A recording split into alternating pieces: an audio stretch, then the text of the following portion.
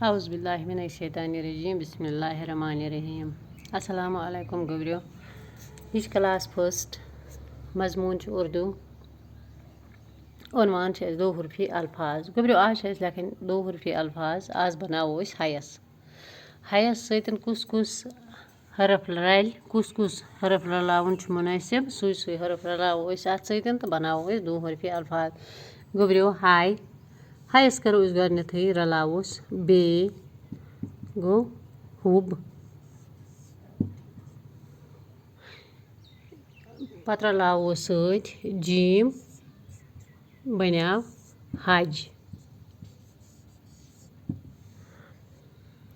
अगर दाल रलावो सत बन हद।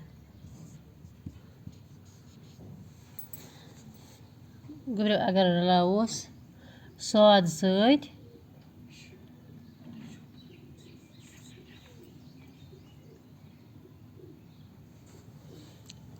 हयस त्रो सौद सत बन्याव हेस। अगर जोय त्रो सत बन्याव हेज।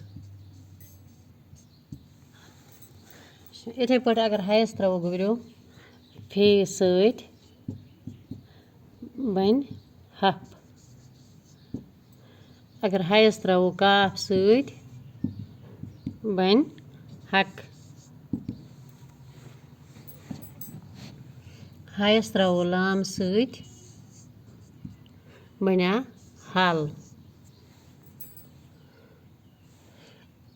हयस त्रो वाव सत बन्याव हो। हयस त्रो छोटी ए सत बन्याव ही।